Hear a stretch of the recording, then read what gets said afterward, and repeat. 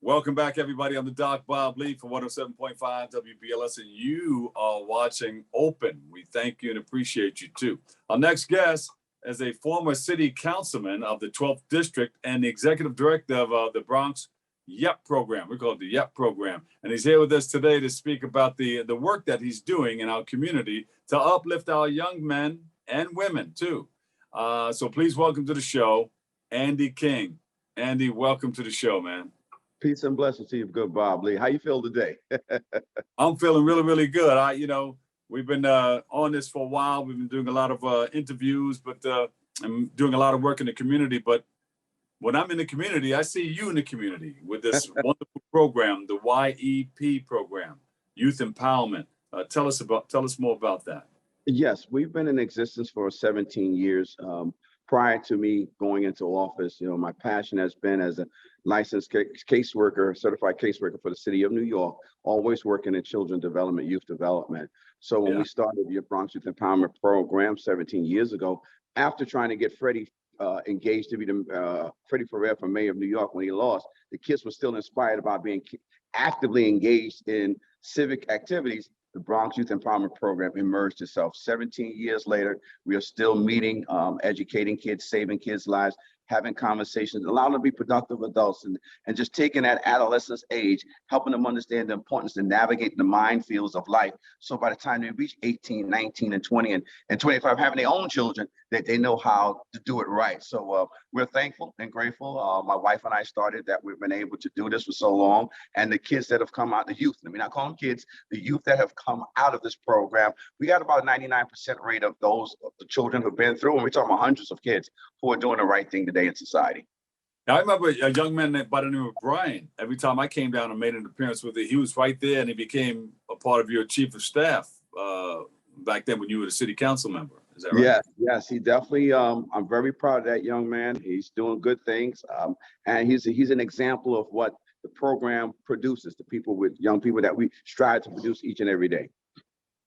Now, when we met out in the community, the last time we met out in the community, we were at the Mount Olive Baptist Church on 124th Street or somewhere like that, and you were advocating for missing girls. Tell us about that program.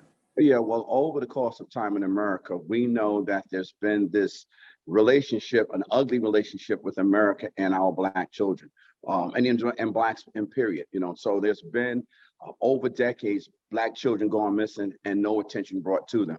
So we even go back to even as early as last year when the Caucasian woman from Long Island vanished, and everyone from Wisconsin to Wyoming to Florida, she was on every station talking about where's Gabby. Everybody's trying to find her.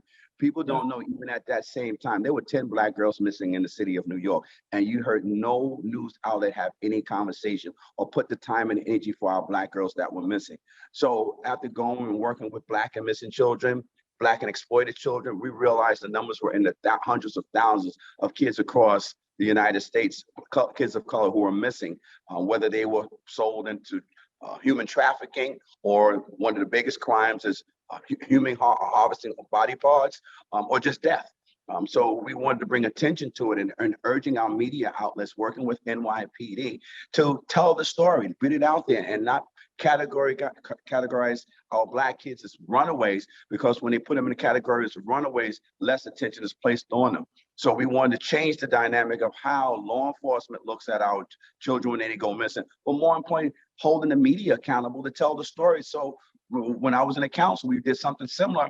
And when we had the press conference show girls' pictures, we found 3 girls in a matter of a week. We got 3 girls to return them. So the media is going to play a big part of exposing when kids are running away, that no one can hide underneath the radar. But it gives the neighborhood, if they see that child out there in the street with someone, they say, hey, isn't that a missing person that was on that list? Then we can figure out how to find them, confront them, and bring them back home. When you confront the media, what do you want them to know? How do you want them? We want them to know, because Missing Persons Bureau told us there was times that they would send images and stories of missing Black children, and the media wouldn't tell the story. So we're asking the media to be more responsible. Any child, whether they're Black, Hispanic, Puerto Rican, or Caucasian, every child's life is valuable. So you can't discriminate who's missing child that you're going to share the story about when there's a parent at home in stress trying to get their children back home. Yeah. So, but then when it's reported, that's the thing. People say, well, they're missing. Maybe they ran away from home. But if you don't know, for the media, we're saying every child isn't a runaway. And if a child is not a runaway, don't classify him as a runaway. And if NYPD, and I'm going on what NYPD shared with me, if NYPD gives you to the media, says, this is a missing child, can you help us? You don't have the luxury of saying, you know what, that's not a good story for us today. We're not going to air that story. We're going to talk about some other stuff. When there's families and parents and neighbors looking for a child, some of them get publicity, but we're saying if Missing Persons Bureau give you something, you got to pay attention to it. I mean, that got to take priority to any other stuff that's happening if anyone, because that's their job to bring children back home. That's their job to find people. And if they're coming to you for help, you really have a responsibility not to discriminate against any family or any child based on ethnicity or any other television agenda. Of course, it's so very, very important. We must revisit this again. But is there anywhere where we can go to find out more about this particular topic? Well, we're putting stuff. We're asking people to email the Bronx YEP at YEP was one of the sponsors of it, of making sure that we take care of our young people. And Pastor Charles Curtis at Mount Olivet Church on 120th Street in Lenox. Anybody can contact the church if they have any information on missing girls or need to learn more about it. And we are putting in a coalition. Number of us are meeting next week at the church, along with NYPD and a number of other organizations to come together to strategize how to identify these missing girls, identify systems, and more importantly, find strategies and partner up with other states such as Georgia and Washington that have a big missing girls and missing Black children problem as well. How do we find the best solutions to get our children back home? I know you working with the NYPD. When I was there, you had I think community affairs or some of the people from NYPD there with you, along with the pastor. We thank you guys, man, for bring this to light, because people need to know. We need to continue to create the awareness about these missing girls. Yes, we do. Thank you. Appreciate that. Yeah, and you do a lot of. You're still working hard in the community. You have something coming up?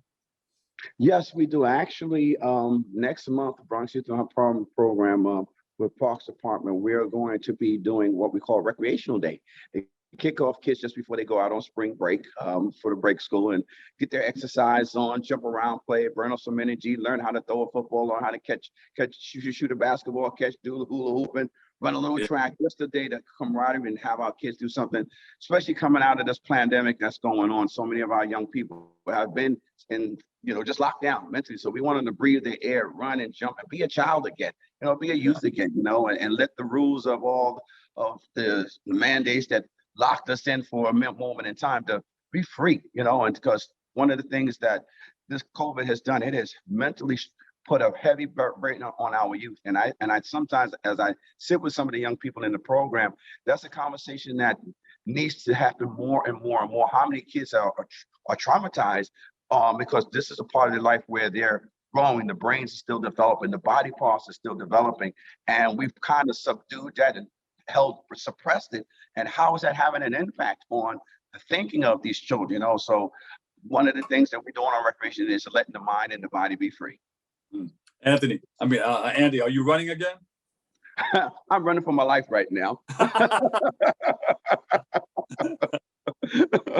Keep running, helping people in our community, man. We love you, man. Thank you so much. I really appreciate that. And I will, and because I know you got to go, want to just let people know on May 7th, we are going to be having what we're calling our Boys to Men. We did one on a church in McCombs. We're doing one in the North Bronx on May 7th, Boys to Men Part 2, Our Resurrection, where a number of Black men are coming together, Black and Hispanic men are coming together to have a conversation with our young Black and Hispanic boys about what that transitioning looks like to pull you out of any gang activity or anything that can slow you down from being a productive and a great young man. Is it on your website? We will be posting it up in the coming days, so people who want to be a part or come to it, we're telling the location where it's going to be held at. So yes, look forward into my next week, get the flyer to you. What's the website? No, we don't have it on the website yet, but we will. I mean, what's the Bronx Youth Empowerment Program? It'll be on our social media pages, our King Talk pages. It will be on. So everyone, stay tuned. Look forward in the next 24 to 48 hours. You got it, Andy King. Thank you, man. Executive Director of YEP, Youth Empowerment Program. We appreciate you, bro. Thank you so much, because I know people pay attention to people who participate. And that about does it for this segment right here. Bobby C is up next with the latest in the world of sports. If you love sports, kick off your shoes and relax your feet. Here we go. Coming up next on Open.